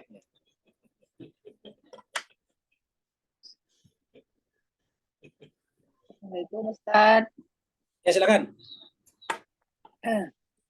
Silakan Bu. Iya Ustaz. Ustaz, tadi rangkaian ayat-ayat dari mulai ayat sebelumnya yang minggu lalu juga sampai ayat 101 dan ayat 102 tadi Ustaz. Maksudnya Allah kayak mengenalkan dirinya itu pada ayat di atas tadi ya. Jadi Allah mengenalkan dirinya itu dengan apa pada Al-Qur'an gitu, dengan Al-Qur'an. Ya kan Ustaz? Nah, di sini kan baru fa'buduh itu setelah kita mengetahui atau mengenal dari ayat-ayat yang tadi itu ya Ustaz ya. Ya. Selama ini kan kita tahu bahwa tidaklah Allah menciptakan jin dan manusia kecuali beribadah kepadanya gitu ya. Ya. Mengabdi, menyembah gitu. Nah, selama ini kan saya terutama gitu Ustaz dari dulu lah maksudnya ibadah itu selalu dikaitkan dengan amalan-amalan gitu Ustaz. Ya sholat, ya puasa, ya gitulah semua ya amalan-amalan fikih gitu. Ternyata belum nyembah gitu. Kalau mulai ayat ini ya fa'budu itu dalam banget itu Ustaz, insya Allah. Mohon penjelasannya Ustaz. Baik, terima kasih banyak Bu Khairia ya. Jadi jemaah sekalian, apa yang dipahami Bu Khairia tadi ternyata benar seperti pembahasan kita tadi. Sebetulnya sih kalau kita memahami Al-Quran secara sempurna, sebetulnya tidak susah sih sebetulnya memahaminya. Memang Allah mengatakan wa ma khalaqtul jinna wal insa illa liya'budun. Ada ya-nya di situ ya mutakalim yang tidak tertulis. Aslinya itu adalah liya'buduni, untuk beribadah kepadaku. Wa ma khalaqtul jinna wal insa illa liya'buduni. Sekarang setelah kita membaca ayat itu wa ma khalaqtul jinna wal insa illa liya'buduni, bagaimana caranya saya menyembah kepadamu Tuhan? Kan harusnya begitu. Tuhan mengatakan iqra, baca lagi, belajar dulu. Kata-kata iqra itu artinya ma'rifat dulu kepadaku. Makanya di belakangnya itu Rabb, iqra bismi Rabb. Dan Allah tadi mengatakan berkali-kali zalikum rabbukum. Jadi kita tidak bisa beribadah kepada Rabb kalau kita tidak mengerti Rabb yang kita ibadahi tadi. Bagaimana kita beribadah kepada sesuatu yang sesuatu itu kita tidak kenal? Harus kita mengenalnya dulu. Jadi ketika Allah mengatakan wa ma khalaqtul jinna wal insa illa liya'budun, maka permulaannya adalah iqra. Apa yang kita iqra dulu di situ? Kita lihat di sana. Iqra bismi rabbikal ladzi khalaq, khalaqal insan. Mulai dari insan diri kita. Maka berkatalah Nabi, man arafa nafsahu faqad arafa rabbah. Siapa yang mengenal dirinya, nafsnya, dia akan mengenal Tuhan. Seperti itu. Karena di situ dari surat Al-Alaq dikatakan, Iqra bismi rabbikal ladzi khalaq. Rabbikal. Rabb di situ. Khalaq. Khalaqal insan. Dia tidak mengatakan khalaqas samawat. Kan harusnya begitu. Tidak mengatakan khalaqas samawati wal ardh, tapi khalaqal insana min alaq. Oh, kenapa alaq? Kalau kita lihat terjemahan versi bahasa Melayu atau bahasa Indonesia, alaq itu disebut dengan segumpal darah. Padahal secara bahasa Arab itu alaq itu tergantung. Jadi kita ini tidak berdiri sendiri, kita bergantung tadi kepada yang kita sebut dengan wakil, ala kulli syai'in wakil. Ya, Allahus samad kan begitu tadinya tuh. Ya. Jadi alaq itu sebetulnya artinya tergantung. Jadi mu'allaq itu tergantung. Makanya alaq itu juga dipakai untuk lintah. Lintah di bahasa Melayu lintah juga yang nempel. Ya, kenapa lintah itu bahasa Arabnya alaqah? Karena dia menempel di sini, bergantung di sini. Ya. Dan kita ini waktu pertama kali tercipta, itu persis lintah menempel di dalam dinding rahim ibu kita. Iya, di sana menempel tuh. Membesar seperti lintah. Lintah kan itu Pak, kalau lama menempel di sini dia menjadi membesar juga. Tadinya kecil tuh, ya. Seruk darah. Betul, seruk darah. Ya tadinya kecil kayak lidi, nanti lama-kelamaan dia membesar seperti ini. Jadi sendiri kalau sudah gemuk. Sama dengan kita juga dalam perut ibu kita. Begitu sudah sempurna 9 bulan, dia keluar sendiri tuh. Nah, jadi alak. Nah, jadi alaknya kita kepada Allah. Jadi kita ini semuanya adalah alak. Jadi kita ini sebetulnya masih ibarat berada dalam rahim ibu kita. Kita sekarang ini berada dalam rahim roh kita. Kita selalu bergantung dan kita tidak bisa hidup kalau tidak dengan roh kita. Coba kita belajar dari janin dalam rahim. Itu janin benar-benar menempel saja. Dan dia hidup di sana padahal dia tidak makan, tidak minum, tidak bernafas. Nah, dari tali pusar saja. Nah, kita ini ada tali pusar dengan Allah. Yang tadi disebut dengan latifun khabir. Di kita ini semuanya adalah alaq sebetulnya. Maka dikatakan iqra bismi rabbikal ladzi khalaq. Khalaqal insana min 'alaq. Ya. Jadi kalau ada merasa dirinya berdiri sendiri, nah berarti dia musyrik terhadap dirinya sendiri. Dia mempersekutukan Tuhan dengan dirinya sendiri. Inilah yang dimaksud dalam Al-Quran, afara'aita man ittakhadha ilahahu hawahu. Begitu Bu Hairia. Jadi berikutnya lagi. Biasanya Pak Nur ini punya giliran. Terima kasih Ustaz. Waalaikumsalam warahmatullahi wabarakatuh. Betul. Kembali pada makiannya persoalan tauhid. Ayat 1 Solo macam satu Big Bang, wahdatul wahda, antara hubungan tak terpisah, forever and ever, antara yang maha batin dan tajalli yang tiba-tiba dizahirkannya. Maka apakah itu tidak bermakna bahawa semula jadi fitrah hakiki kita otomatis tidak mampu kecuali memperlihatkan ma ra'aitu illa jamila. Dan anda kata ini gagal, itu bukan pada Allah tapi daripada kita yang sesuai dengan fi qulubihim maradun. Dan kalau kita tidak membetulkan keadaan maradun itu tadi, maka fazadahumullahu maradun. Maka kita tidak ada jalan keluar kecuali bertambah tenggelam dalam lautan kesesatan yang paling dalam. Boleh bicara tentang apa kita terlepas dalam masalah yang ada kita anda ini. Barakallahu fiikum. Jadi terima kasih banyak Pak Nur. Jadi Bapak sekalian saya kira mendengarkan juga tadi pertanyaannya ya, Pak Nur tadi. Jadi jemaah sekalian, jadi saya kira seperti dikatakan Pak Nur tadi, ya satu ya kita tidak ada kemampuan sama sekali untuk melihat Allah atau mengetahui Allah. Kalau tidak tadi basairun yang Allah berikan kepada kita. Yang kedua, siapa yang menganggap dirinya bisa memahami Tuhan dengan ilmunya karena dia sarjana, dia ilmuwan, dia belajar di university, maka pasti itu adalah fi qulubihim maradun. Di dalam dirinya ada penyakit, di dalam kalbunya pasti ada penyakit. Karena yang pertama sekali kita harus miliki kalau kemudian Allah ingin memperkenalkan dirinya kepada kita, adalah kita harus merasa tidak punya apa-apa. Fakir ila Allah. Antum fuqara ila Allah. Kalian harus merasa fakir. Fakir itu sebetulnya bukan miskin dalam pengertian materi saja, tapi miskin dalam pengertian tidak punya apa-apa, tidak punya pengetahuan, tidak punya daya, tidak punya upaya. La haula wala quwata illa billah. Kita tidak punya apa-apa. La, kata malaikat, la ilma lana illa ma 'allamtana. Kami tidak punya ilmu. Dalam Al-Quran katakanlah umat saya tidak punya apa illa ma yuha ilayya, kecuali apa yang diwahyukan kepada saya. Itu tidak ada. Jadi nabi-nabi mengatakan saya tidak punya pengetahuan apa-apa illa ma yuha ilayya. Malaikat mengatakan illa ma 'allamtana. Kita disuruh mengatakan fakir, la haula wala quwata illa billah, dan seterusnya. Jadi kita harus bermula dari kita merasa tidak punya apa. Begitu kita merasa bisa mengenal Allah karena kita belajar di university, membaca banyak buku, maka pada saat itulah kata Imam Khomeini, ilmu kita menjadi hijab yang sangat tebal. Dan bisa kita buktikan bahwa nabi-nabi justru tidak pernah belajar hakikatnya. Apakah tidak perlu kita belajar? Bukan begitu.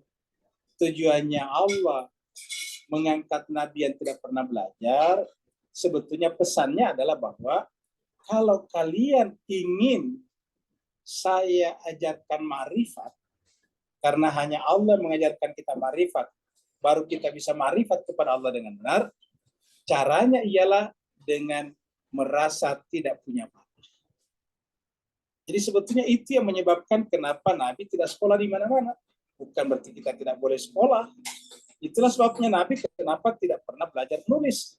Supaya terjaga bahwa sebetulnya yang paling mendasar, yang paling penting dari ma'rifat kita kepada Allah adalah bermula dari kita punya jiwa merasa tidak punya apa-apa.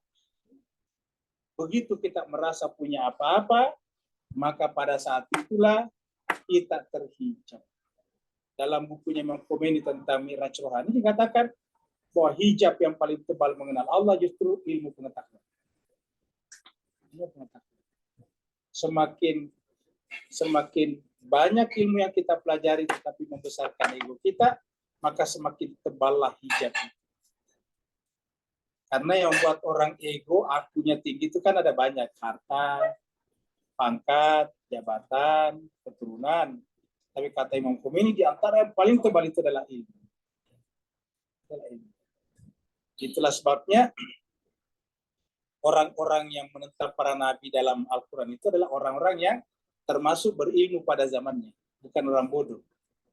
Cobalah Bapak Ibu baca Al-Quran.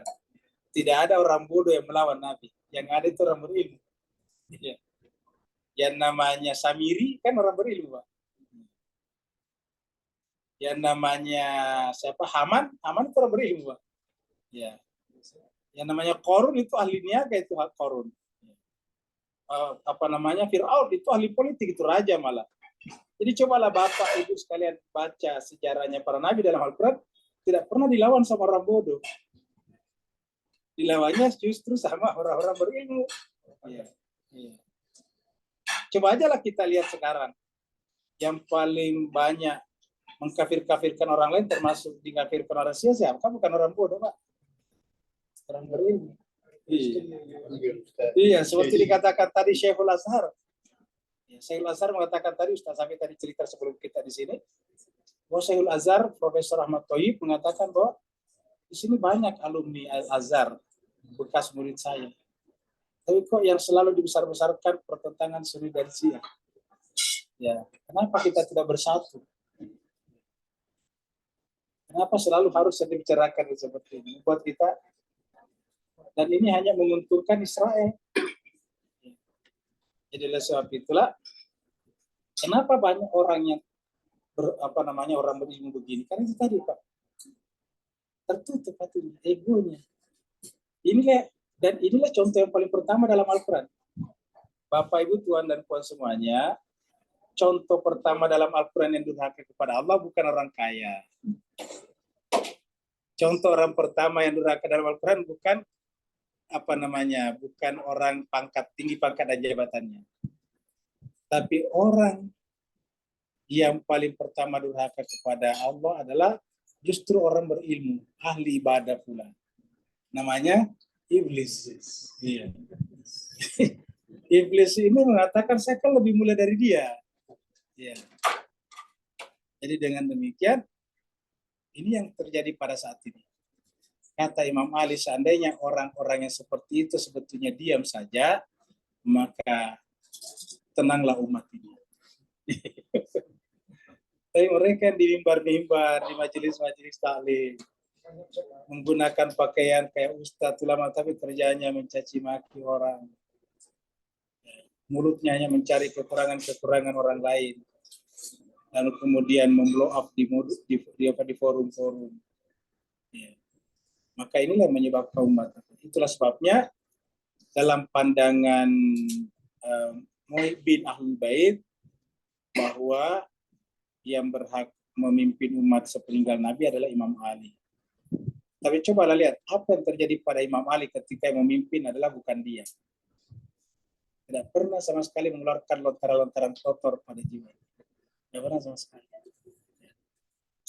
Itulah sebabnya ketika kemudian pada gilirannya Imam Ali atau Sayyidina Ali bin Abi Thalib karramallahu wajhah yang menjadi Amirul Mukminin yang keempat versi Sunni, Khulafaur Rasyidin, kemudian terjadilah perang, diperangi beliau.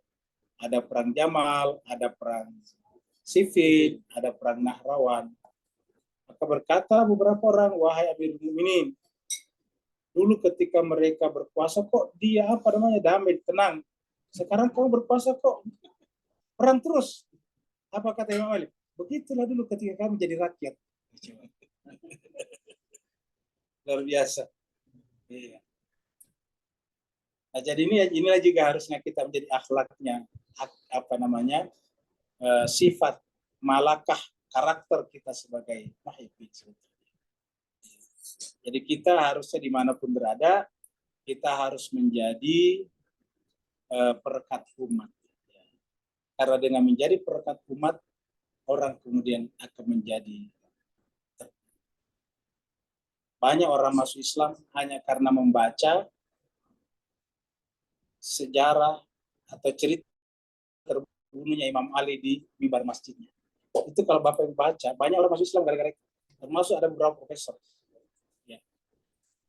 Karena kata dia, kalau ini adalah manusia biasa, bagaimana bisa orang dibacok, lalu kemudian tidak pernah melontarkan kata-kata kasar kepada pembunuhnya.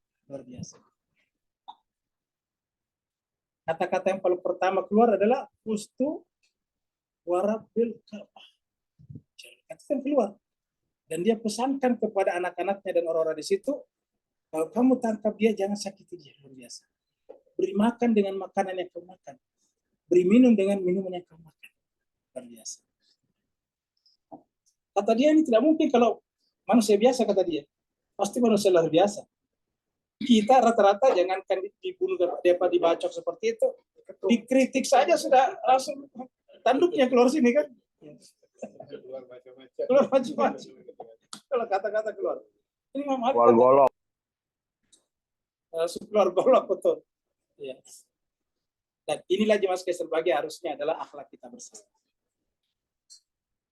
Saya kira begitu Pak Nur. Saya kira cukup sama. Tambah satu. Ya silakan. Perbincangan yang lepas tentang air segi maknawi adalah wajib. Ya. Kemudian bagaimana air yang dimana bertata di atas sana arasy. Ya. Beri pencerahan. Air itu definitely bukan literally bermaksud air yang kita minum. Betul. Jadi jemaah sekalian sebagian kita temukan dalam surat Ar-Ra'd kalau tidak salah 7 ya. Ar-Ra'd atau surat Hud surat Hud ayat 7 ya. Ya jelas di situ dikatakan bahwa wa arsyu alal ma. Arasnya dia di atas air. Ini sebetulnya sesuatu yang luar biasa. Pertama tadi air itu secara zahir juga sampai sekarang menjadi misteri, Pak. Coba deh searching di Google itu the history of water. Tulis saja sampai history of water, Pak. Sampai sekarang menjadi rahasia, Pak. Dari mana ini air? Ya. Karena hanya ada di bumi itu air. Di planet lain tidak ada. Luar biasa. Ini kan tadinya bumi tadinya ini kan api, Pak, ini api api raksasa ya, bola api yang terlempar dari matahari kan begitu Pak ceritanya. Matahari kita ini kan adalah bola api raksasa kan. Lalu kemudian terlemparlah dari sana bumi. Tadinya bumi ini api. Kok tiba-tiba di atasnya ada air? Airnya tidak sedikit lagi banyak. Dari mana itu datangnya air? Sampai sekarang misteri Pak, coba search di Google. The history of water. Sampai sekarang ilmuwan pada bingung. Ada sungai, Pak. Betul. Itu dari mana itu sungai? Jadi ini menjadi misteri sebetulnya air. Karena tidak bisa kita memecahkan misteri kehidupan kalau tidak bisa memecahkan air. Karena kan kehidupan dari air, Pak. Kalau tidak ada air, tidak ada kehidupan. Tidak ada air, tidak ada tumbuh-tumbuhan. Tidak ada air, tidak ada ikan di laut. Kita tidak bisa hidup. Kan dengan ada air laut kan terjadi itu siklus tuh. Ada siklus, ada awan, ada hujan kan begitu.